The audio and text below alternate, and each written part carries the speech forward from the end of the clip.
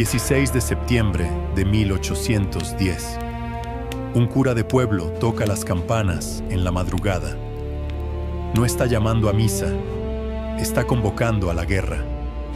Su nombre es Miguel Hidalgo, y su grito en Dolores desencadenará 11 años de sangre, traiciones y transformaciones que nadie imaginó. Pero aquí está lo que no te cuentan en la escuela. Hidalgo murió fusilado sin ver su sueño cumplido.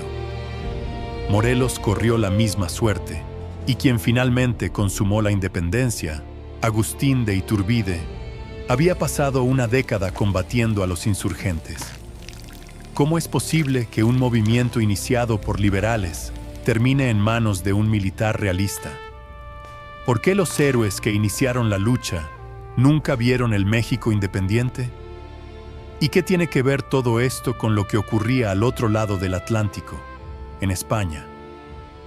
Si te quedas hasta el final, entenderás que la independencia mexicana no fue lo que te enseñaron.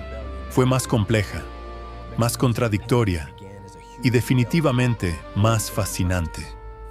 Y si aún no te has suscrito, hazlo ahora, porque esta historia te va a cambiar la forma en que ves a México. Para entender por qué estalló la insurgencia en 1810, necesitamos retroceder 2 años. En 1808, Napoleón Bonaparte invade España y obliga al rey Carlos IV y a su hijo Fernando VII a abdicar. En su lugar, coloca a su hermano José Bonaparte en el trono español. La noticia llega a la Nueva España como un terremoto político. Si el rey legítimo ya no gobierna, ¿quién tiene autoridad sobre América? ¿El virrey? ¿Las juntas españolas que resisten a Napoleón? ¿O acaso los propios novohispanos? En la Ciudad de México, el ayuntamiento, dominado por criollos ilustrados, propone una idea revolucionaria.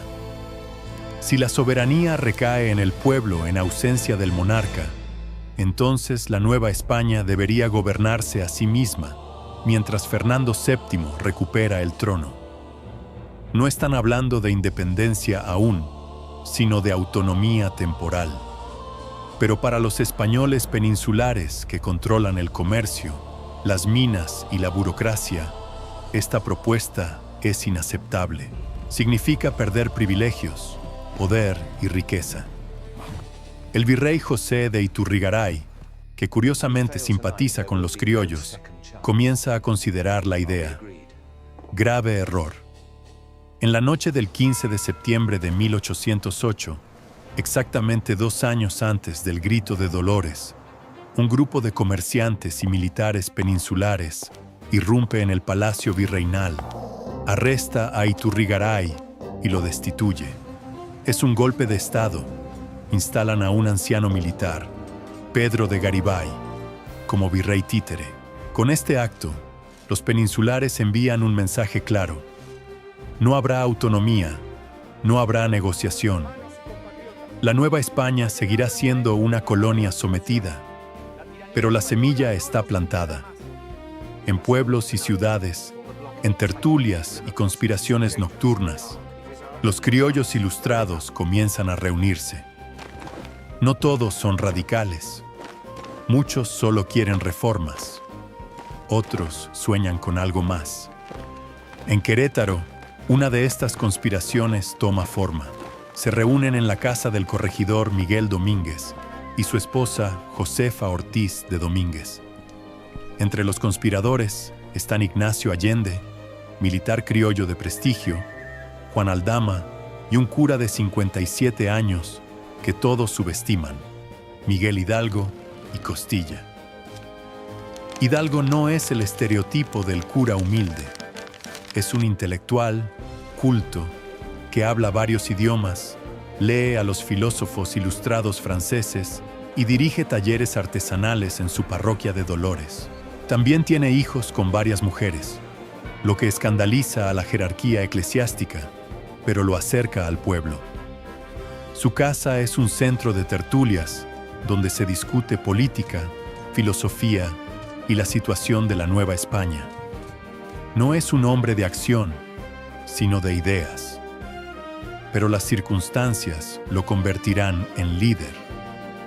El plan original de los conspiradores es levantarse en armas en diciembre de 1810, cuando tengan suficiente apoyo militar. Pero en septiembre, la conspiración es descubierta. El corregidor Domínguez, que conoce la trama, se ve obligado por las autoridades a arrestar a su propia esposa Josefa. Ella, encerrada en su habitación, logra enviar un mensaje de advertencia a través de un cómplice. La noticia llega a Allende y luego a Hidalgo en las primeras horas del 16 de septiembre. Hidalgo y Allende se enfrentan a una decisión imposible: o se lanzan ahora mismo sin preparación, o esperan a ser arrestados y ejecutados. Hidalgo, el intelectual que todos creían incapaz de liderazgo militar, toma la decisión más audaz de su vida. Ordena tocar las campanas de la iglesia. Son las 5 de la mañana. El pueblo se congrega confundido. ¿Qué celebración es esta? Hidalgo sube al púlpito y pronuncia palabras que cambian la historia. No hay registro exacto de lo que dijo, pero sabemos el efecto.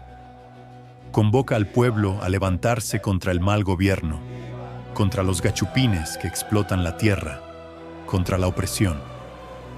No grita «Viva la independencia» como nos enseñaron en la escuela. Grita «Viva Fernando VII» y muerte al mal gobierno. La insurgencia en sus inicios no busca separarse de España, sino corregir los abusos del sistema colonial y defender los derechos del rey legítimo contra los usurpadores franceses. Es una distinción crucial que muchos ignoran. Hidalgo está encabezando una rebelión dentro del marco de lealtad monárquica, al menos en apariencia. Lo que sucede después nadie lo anticipó. El llamado de Hidalgo prende como pólvora. En cuestión de días, miles de indígenas, mestizos y campesinos se suman a la insurgencia. No vienen con disciplina militar ni armas sofisticadas. Vienen con machetes, palos, hondas y sobre todo con siglos de agravios acumulados. Las haciendas son saqueadas, los almacenes vaciados, las autoridades españolas ejecutadas. Lo que comenzó como una conspiración criolla se convierte en una explosión social sin control. Allende, el militar profesional, observa horrorizado. Esto no era el plan. Querían un movimiento ordenado, controlado, dirigido por oficiales capacitados. En cambio, tienen una turba enardecida guiada por la ira y la venganza. Hidalgo, por su parte, no intenta controlar completamente a sus seguidores. Entiende que esta fuerza desatada es su única arma contra el poder militar español. Es un pacto fáustico: utilizar la violencia popular para derrocar el orden colonial, aunque eso signifique perder el control del movimiento. El ejército insurgente crece exponencialmente. Para finales de septiembre, Hidalgo comanda cerca de 80,000 hombres. Es un número abrumador, pero también un problema logístico monumental. No hay suficiente comida, armas ni organización. Avanzan hacia ciudades importantes. Toman Guanajuato, donde ocurre uno de los episodios más sangrientos: la toma de la Alhóndiga de Granaditas. Los españoles y criollos realistas se refugian en este granero fortificado. Los insurgentes lo asedian durante horas. Un minero apodado el Pípila, según la leyenda, se protege con una losa de piedra en la espalda y prende fuego a la puerta de la Alhóndiga. Esto permite a los insurgentes entrar. Lo que sigue es una masacre. Cientos de refugiados, combatientes y civiles por igual son eliminados. Mujeres, niños, comerciantes, todos perecen en la furia. Hidalgo, cuando se entera, no castiga a los responsables.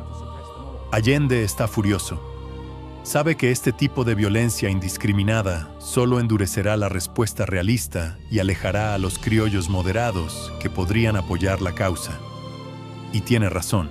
La élite criolla, que inicialmente pudo haber simpatizado con ideas de autonomía, ahora ve en Hidalgo una amenaza al orden social. No quieren una revolución que cuestione la propiedad, la jerarquía racial o el sistema de castas. Quieren reformas dentro del sistema, no la destrucción del sistema mismo. La violencia de Guanajuato marca un punto de no retorno. La insurgencia se radicaliza y la contrainsurgencia se endurece. El ejército insurgente avanza hacia la Ciudad de México. En el Monte de las Cruces, a las afueras de la capital, se enfrentan a las fuerzas realistas en octubre de 1810. Contra todo pronóstico, los insurgentes ganan. La Ciudad de México está prácticamente indefensa. Hidalgo podría tomarla. Pero aquí ocurre uno de los misterios más grandes de la historia mexicana. Decide retirarse. Las razones se debaten hasta hoy. Algunos historiadores sugieren que Hidalgo sabía que no podía controlar a sus tropas en la capital y temía una masacre aún peor que Guanajuato. Otros creen que sobreestimó las fuerzas realistas que se reorganizaban. Allende presiona para avanzar, pero Hidalgo ordena la retirada. Es una decisión fatal. Nunca más estarán tan cerca de la victoria total. El momento se pierde y no regresará. Mientras se retiran, las deserciones comienzan. Los campesinos e indígenas, que se unieron esperando un triunfo rápido, ven que la guerra se alarga. Regresan a sus pueblos. El ejército se reduce. Las fuerzas realistas, comandadas por Félix María Calleja, se reorganizan. Calleja es un militar brillante y despiadado. Entiende que debe combatir la insurgencia con contundencia absoluta. Implementa una política de tierra arrasada. Pueblos que apoyen a los insurgentes son arrasados, sus habitantes castigados.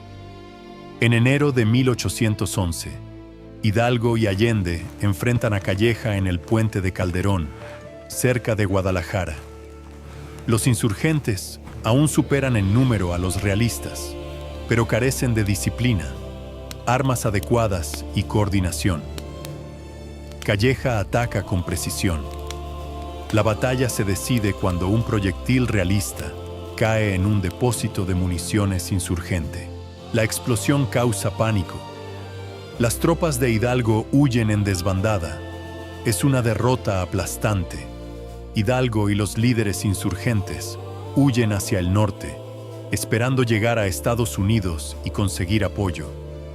Pero en marzo de 1811, en Acatita de Baján, son traicionados por Ignacio Elizondo, un oficial insurgente que cambia de bando. Hidalgo, Allende, Aldama y otros líderes son capturados. Los llevan a Chihuahua, donde son juzgados. Hidalgo, como sacerdote, es sometido a un proceso de degradación eclesiástica antes de poder ser ejecutado. Lo despojan de sus hábitos y de su dignidad clerical. El 30 de julio de 1811, Miguel Hidalgo es fusilado. Tiene 68 años.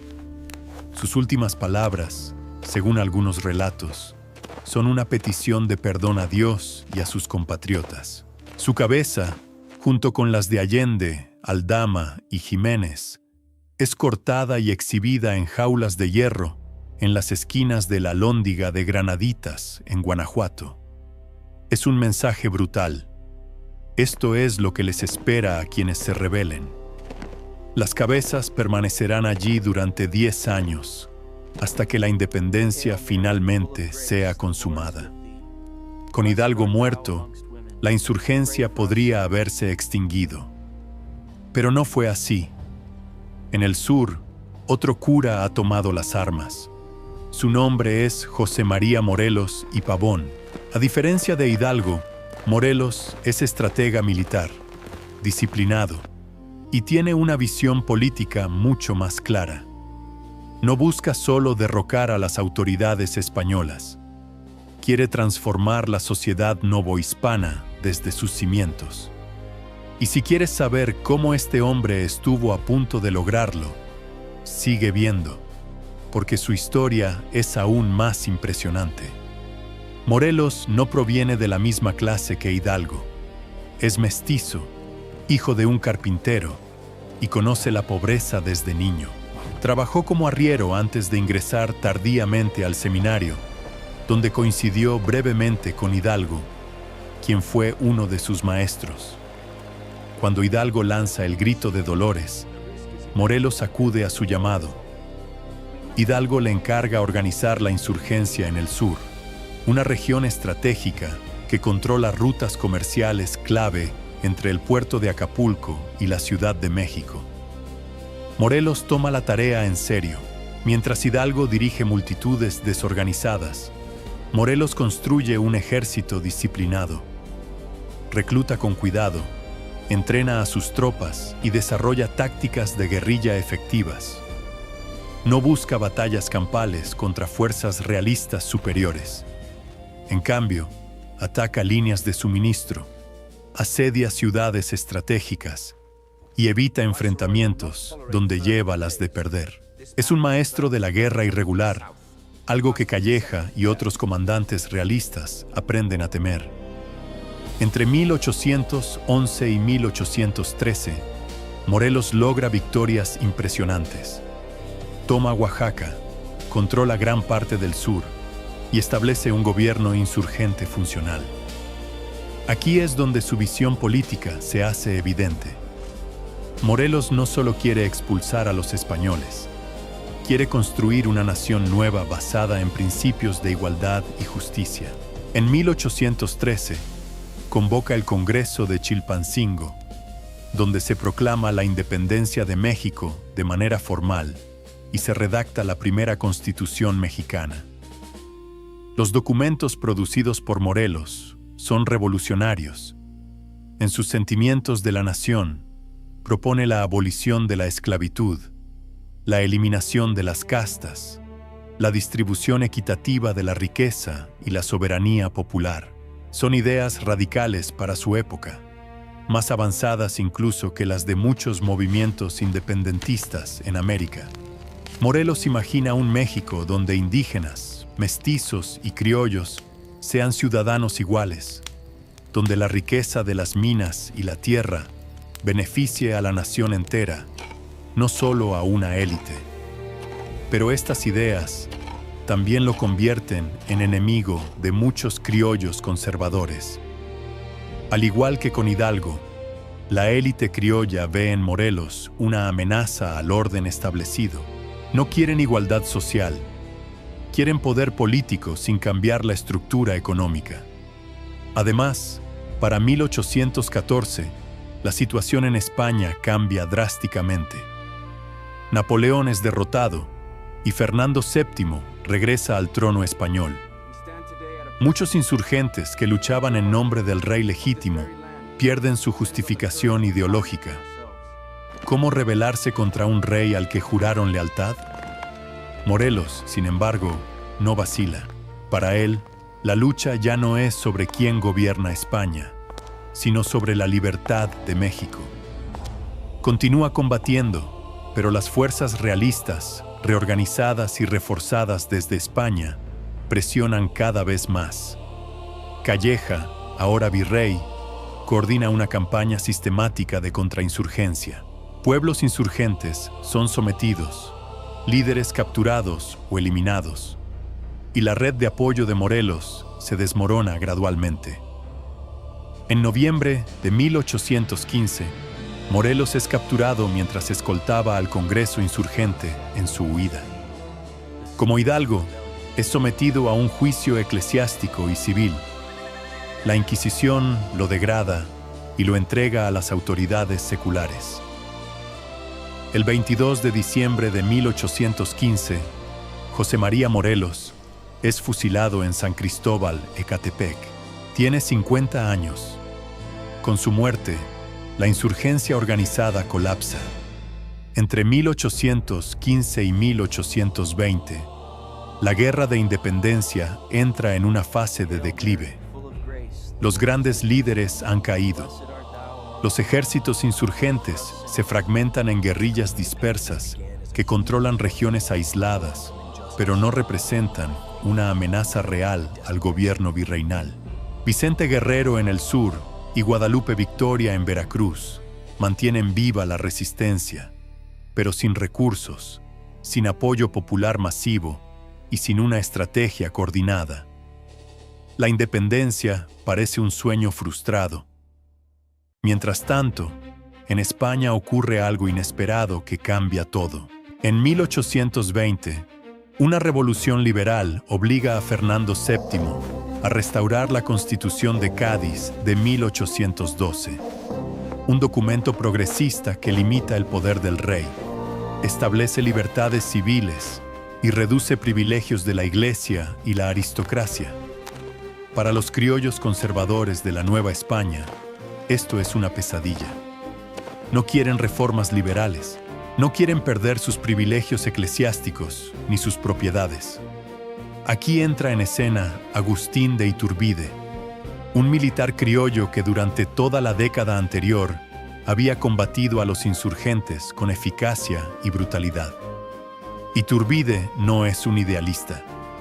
Es ambicioso, pragmático y oportunista. Entiende que el equilibrio político ha cambiado. Los criollos conservadores, que antes apoyaban al gobierno virreinal, ahora temen más a un gobierno liberal español que a la independencia. Iturbide ve una oportunidad.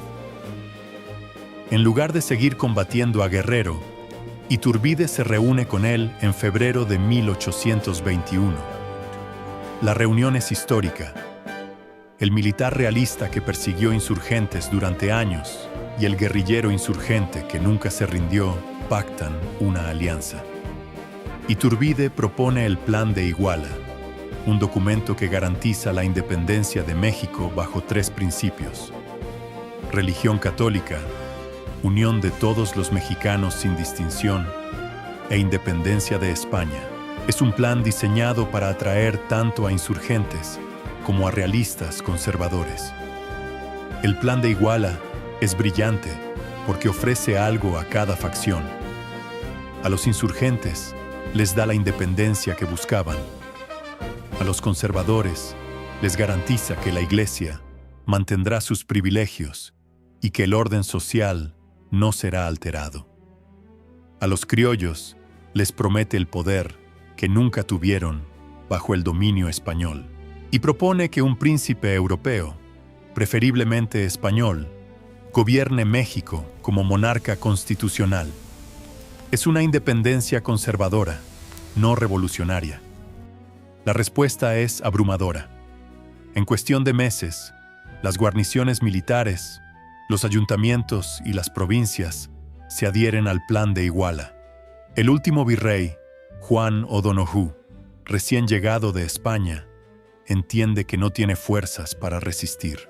En agosto de 1821, firma los tratados de Córdoba con Iturbide, reconociendo la independencia de México. El 27 de septiembre de 1821, el ejército trigarante, así llamado por las 3 garantías del plan, entra triunfante a la Ciudad de México. Después de 11 años de guerra, México es finalmente independiente. Pero la nación que nace es profundamente diferente de la que imaginaron Hidalgo y Morelos. No hay igualdad social, no hay redistribución de la tierra, no hay abolición real de las castas.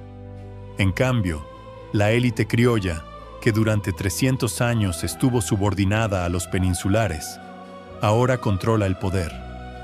Iturbide se convierte en emperador de México en 1822, aunque su reinado dura menos de un año antes de ser derrocado. La independencia que se consuma en 1821 es una paradoja histórica. Fue iniciada por hombres que querían transformar radicalmente la sociedad. y terminó en manos de quienes querían preservar el orden colonial sin España. Hidalgo y Morelos murieron sin ver su México. Guerrero, quien sí vivió para ver la independencia, sería traicionado y ejecutado en 1831. Iturbide, el consumador, también sería fusilado en 1824, cuando intentó regresar del exilio. Entonces, ¿qué fue realmente la independencia de México? No fue una ruptura limpia. Fue un proceso contradictorio, donde las ideas de libertad, igualdad y justicia se mezclaron con ambiciones personales, intereses de clase y la resistencia al cambio. Los héroes que celebramos iniciaron una lucha que no pudieron terminar. Los que la terminaron traicionaron, en muchos sentidos, los ideales originales. Y si quieres entender el México de hoy, necesitas entender esta complejidad. Antes de continuar, si este documental te está pareciendo interesante, suscríbete y activa la campanita, porque hay mucho más por descubrir sobre nuestra historia. Y ahora hablemos de lo que nunca se menciona en las versiones oficiales: las contradicciones, los mitos y las consecuencias que aún vivimos.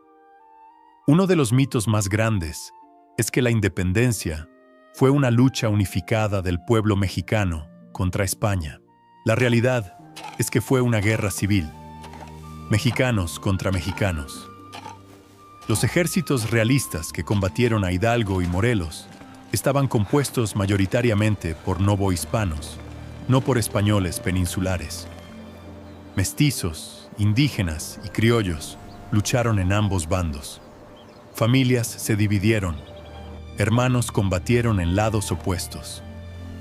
Otro mito es que los españoles fueron expulsados y México quedó libre. Muchos españoles permanecieron en México después de la independencia, conservaron sus propiedades y continuaron siendo parte de la élite económica. No hubo una ruptura total. De hecho, el propio Plan de Iguala buscaba un príncipe español para gobernar México. La independencia fue más un divorcio político que una revolución social. También está el mito de que todos los insurgentes eran patriotas desinteresados. Algunos lo fueron, sin duda, pero otros vieron en la guerra una oportunidad de ascenso social, botín o venganzas personales. La insurgencia fue tan compleja y contradictoria como cualquier movimiento humano. Hubo heroísmo genuino, pero también violencia indiscriminada, traiciones y crueldad. Y quizás el mito más importante, que la independencia resolvió los problemas de México. No lo hizo. Las desigualdades sociales continuaron. La concentración de la tierra en pocas manos persistió. Las divisiones raciales, aunque oficialmente abolidas, se mantuvieron en la práctica. México independiente heredó las estructuras coloniales y tardó décadas, si no siglos, en comenzar a desmantelarlas. Las guerras civiles del siglo XIX, la Reforma, la Revolución de 1910, todos fueron intentos de resolver problemas que la independencia dejó sin respuesta. Entonces, ¿por qué celebramos la independencia? Porque a pesar de todas sus contradicciones, marcó el inicio de la construcción de una identidad nacional. Fue el momento en que México dejó de ser una colonia y comenzó el largo, doloroso y aún inconcluso proceso de convertirse en una nación. Hidalgo y Morelos, con todas sus fallas, plantaron las semillas de ideas que todavía resuenan: igualdad, justicia, soberanía popular. Sus vidas y muertes también nos recuerdan que los héroes históricos son humanos. Hidalgo era brillante, pero también errático, incapaz de controlar las fuerzas que desató. Morelos era visionario, pero también intransigente, lo que lo aisló políticamente. Iturbide era astuto, pero también egoísta, y su ambición personal destruyó lo que pudo haber construido. No fueron santos. Fueron hombres con virtudes y defectos, tomando decisiones en circunstancias imposibles. La historia real de la independencia de México no es la narrativa heroica que nos enseñaron en la escuela. Es más complicada, más oscura, pero también más humana y más verdadera. Es una historia de coraje y cobardía, de idealismo y traición, de esperanza y desilusión. Es una historia que todavía estamos escribiendo, porque las preguntas que planteó Hidalgo en 1810 sobre quién tiene poder, cómo se distribuye la riqueza y quién define la identidad mexicana, siguen sin respuestas definitivas.